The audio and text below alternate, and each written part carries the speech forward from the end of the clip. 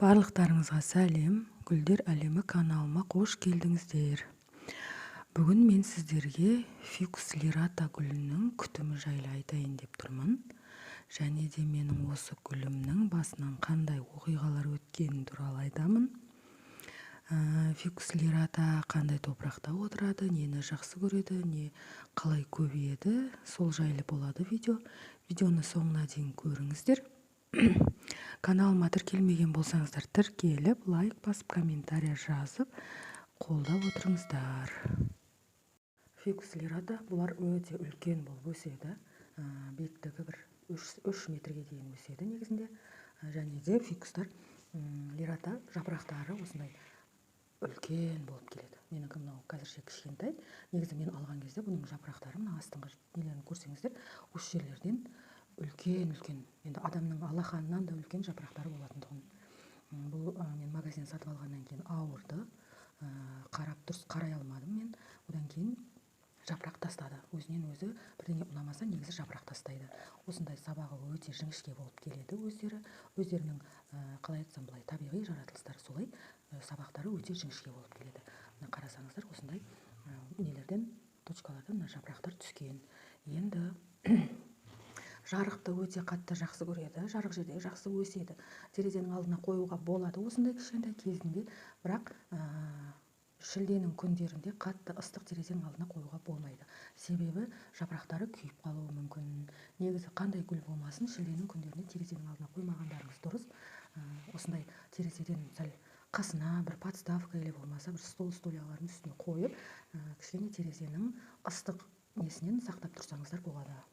Сол азанғы 11-12-ге дейін күн түсетін терезеде тұрса, сол жеткілікті. Және де фикус лираталар бұлар суды аз ішеді. Көп суғарудың қажеті жоқ, себебі өздері влажностьті жақсы көреді. Ауаның влажностьін жақсы көреді, бірақ суды көп ішпейді.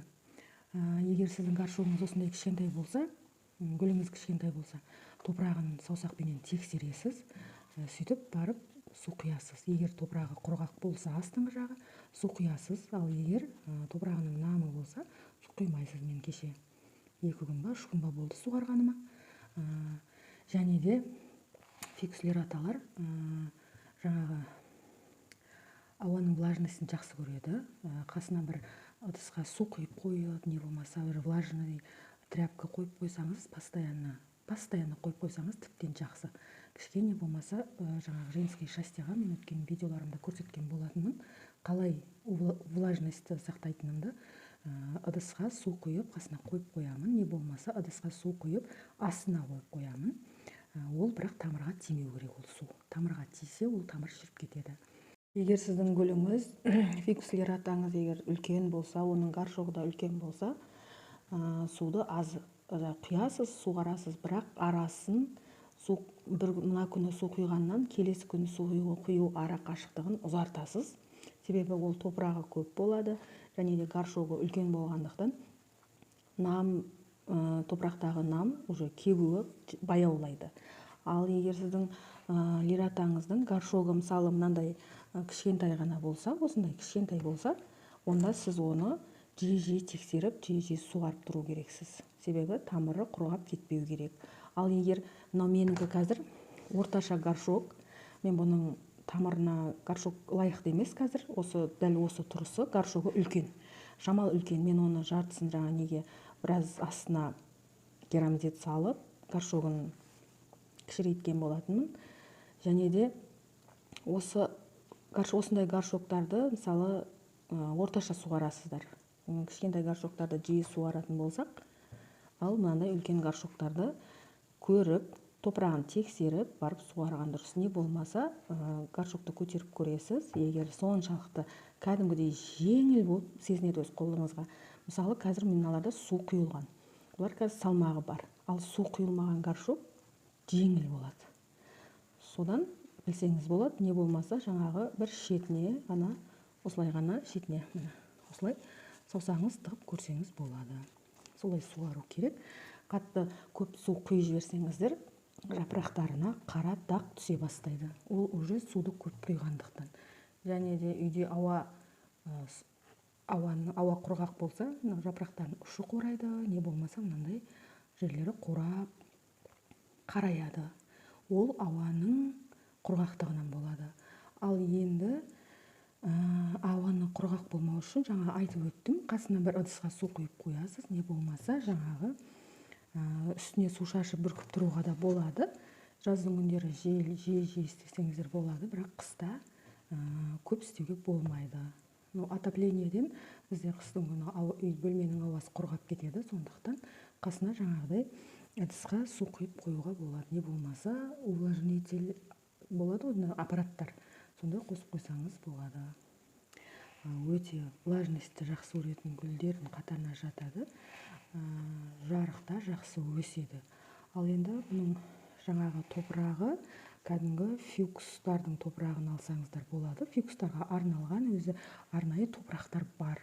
Мысалы, антуриумдарға арналған топырақтар жоқ, бірақ фьюкстарға арналған топырақтар бар. Енді оған фьюкстарға арналған топырақты аласыз, оған перлит қосасыз, және де кара қоссаңыз болады. Караны көбірек қоссаңыз болады. Сол кезде топырағы жақсы демалады, және де жаңағы су топырақта тұрмайды. Астына обязательно керамзит салып дренаж жасау керек. Сол кезде суыңыз топырақта тұрып қалмайды. Менде мына жерде перлитті өте көп қосқанмын. Менің каналымда көрсеңіздер, жақында пересадка жасаған болатынмын. Бірақ менде бұл жерде теравита топырағы, ол теравитаның ішінде өзінің көптеген құрамда витаминдері бар, және де құмы, перлиті болады. Бірақ мен оның перлитіне өзім қолдан перлит қосып отырғызғанмын. Және сосновый кара бар, ішінде мынандай древесный уголь бар. Древесный уголь деген бұл жаңағы ағаштың көмірі ғой енді. Сол древесный уголь ол ішіндегі, топырақтың ішіндегі зиянкестерді жаңағы сақтап тұрады зиянкестерден. Енді көбеюіне келетін болсақ, фикслераталар, бұларны буыннан кесіп, тамыраштырып көбейтсеңіздер болады. Қазір сабақ шығарып тұр ғой, мінекей көрдіңіздер ғой. Осы сабақтардан да көбейтуге болады. Бұлар қазір кесуге болмайды. Бұлар кішкене бір жоқ дегенде 10 сантиметр, 15 сантиметрге өсу керек. Сол кезде ғана кесу керек. Мен бұл гүлім енді жаңа сіздерге айтып өткенде басынан өткен оқиғасын айтып берейін. Магазиннен сатып алдым. 1-2 жылдай нормальный тұрды. Сонымен жаздың күндері бұның жапырағы қарайып, жаңа су көп құйылды ғой енді. Су көп құйылғаннан жапырағы қарайып, астыңғы жапырақтары күніге түсе бастады. Ол астыңғы жапырағы түскені, барлық гүлдің ол астыңғы жапырағы түскені, ол суды нормадан тыс құйғандықтан түседі екен. Сол үшін жапырақтар түсе бастады.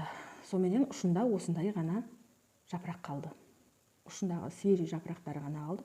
Мына жағы кәдімгі осындай ұзын ағаш болып қалды. Сөйтіп мен жаңа кеше күзге қарай, осы сентябрьдің басында ол туралы видео түсірмедім. Енді түсіру ойыма келмепті, бірақ мына жерден қайшымен кестім. Көрініп тұр ма сіздерге? Осы жерден қайшымен кестім. Соменен өзі мынау түп жағы осы горшокта отыра берді. Ал мен оның жоғарғы жағын суға салып тамырлатпақ болдым, бірақ ол тамырламады. Сол үшін мен сіздерге айтарым, күздің күні гүлдеріңізге тиіспеңіздер. Егер ол ауырып, өлейін деп жатқан жағдайда болмаса, тиіспеңіздер. Нормальный өсіп келатқан, мысалы мынандай нормальный өсіп келатқан гүлді бекерден бекер кесіп күзде оны жараламаңыздар. Тамырлайды күзде де, бірақ ол екіталай. Тамырлауы, тамырламауы. Ал көктемде енді ол жақсы және тез тамырлайтын болады.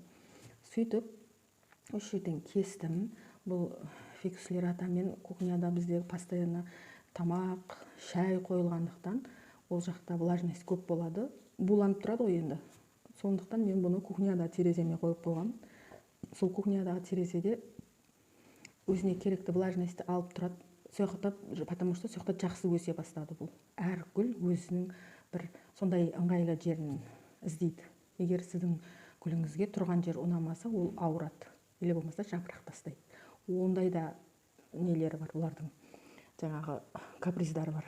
Енді жапырақ сөйтіп бұл жерден кесіп тастадым, жоғарғы жағы тамырламады. Сонымен бір күні білмеймін, бір апта, 2 апта өткен екен қарасам, осындай майда болып бүршік атып келе жатыр екен. Сонымен осы мынау шықты өсіп, мына бір өскен өсіп шықты. Сонымен мына бір өскен өсіп шықты. Сонымен мен бұны тастап жібермегеніме қуандым. Себебі мынау құры ағаш болып тұрды ғой ол кезде. Мына көрдіңіздер ме? Осындай құры әшейін ағаш болып тұрды. Вот жапырақтың бәрі жоқ тұғын. Сонымен мен бұны не қыламын, тастайын ба деп ойладым. Енді ана жақ тамырлап қалады деген ой болды менде. Күздің күні кесіп тамырлатам деп ойладым. Бірақ ол тамырламады. Ол наоборот жапырақ тастап, ол да ағашы шіріп кетті. Суда тамырлатам дедім. Сонымен суда тамырлатқанның көбісі негізі сондай болады. Ал енді осындай болып өсті. Енді бұл үлкен болып өскен кезде сіздерге жағдайының видеосын салып тұратын боламын. Мінекей мынау кішкентай бүршіктер көріп тұрсыздар ма? Осы 3 бүршікте осындай жапырақ ашып шығатын болады. Мынандай болып жапырақ ашып шығатын болады. Алла қаласа. Енді фикусты осы тамырдан да, жапырақтан да тамыр аштырып көбейтуге болады екен. Мен ондай тәсіл істеп көрген емеспін әлі. Жаңағы сіздерге айтып өткендей, 2-3 жылға шейін жақсы өсіп тұрды да, 2-3 жылдан кейін өзінен өзі менің бір дұрыс емес күтімімнен, может бөлмеден бөлмеге ауыстырғаннан, или жапыраққа су дұрыс құймағаннан, топырақтың құнары азайғаннан уже гүлдің жағдайы нашарлайды. Тамыры горшокқа толса да нашарлайды. Фикус лирата туралы бүгін біраз мағлұматтар білдіңіздер деп ойлаймын. Егер гүлдеріңіз, сіздердің де осындай гүлдеріңіз бар болса, маған жағдайын жазсаңыздар болады. Не болмаса сіздер үйде қалай күтіп баптайсыздар, сол туралы менің комментарияма жазсаңыздар болады, бөлісіп отырсаңыздар. Каналыма тіркелмеген болсаңыздар, тіркеліп, лайк басып, комментария жазып, қоңыраушаны қосып қойыңыздар. Видеоны соңына дейін көргендеріңізге рахмет. Сау болыңыздар.